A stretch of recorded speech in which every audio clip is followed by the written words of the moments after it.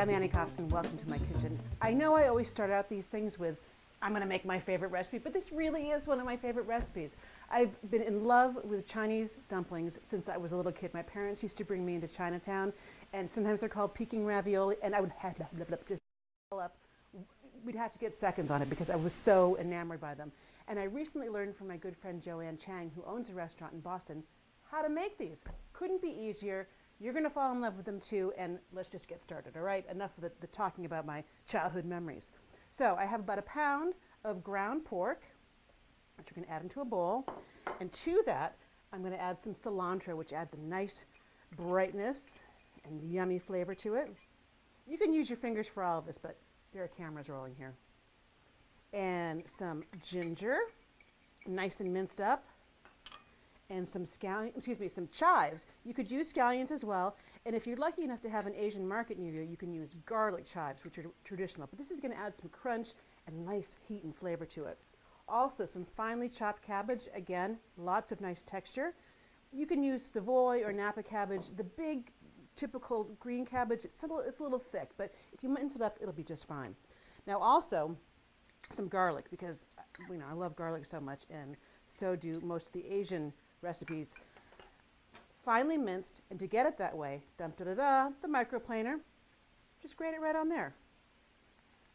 And it's about 2 tablespoons, and that's about 4, got a jumper, cloves in there, and then just tap it, and that's that. Now, we're going to add some moisture to it.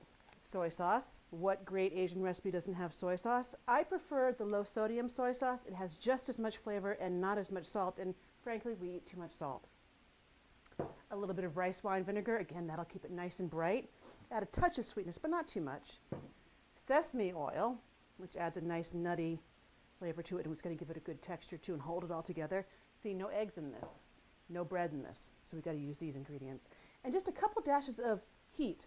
You can use sriracha, which has chilies and garlic, but Tabasco works too. Okay. Spoon? No. Hands. Get right in there with your hands, just like you're making meatballs or meatloaf. And just keep going until the ingredients are really well incorporated and evenly distributed. We'll come back in a few minutes and I'll show you how to stuff these bad boys. Okay, so I've given this a good mix with my hands, and then I gave my hands a good mix in some soap and water because that's raw pork and that's kind of gross. Okay, moving right along. There are all kinds of different dumpling wrappers, and you can make them yourself. It's not a difficult recipe, but it is a little bit labor intensive. So at the regular supermarket, I bought these sort of squarish rectangular ones. They work perfectly fine.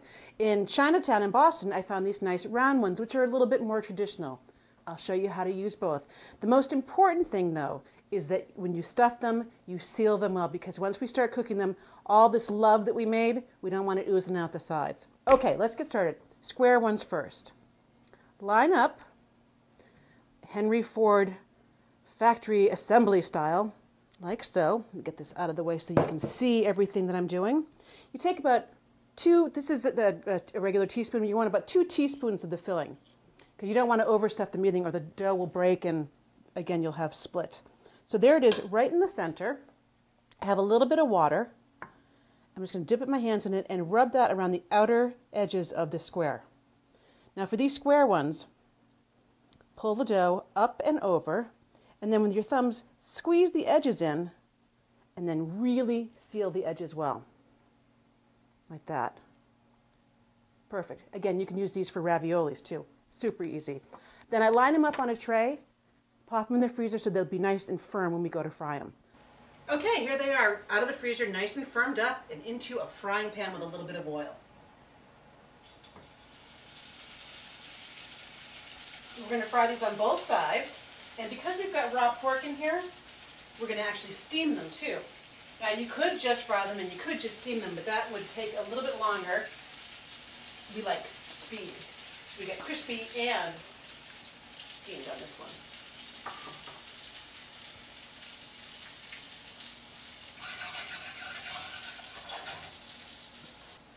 They're nice and brown on one side, and now we're going to make them nice and brown on the other side.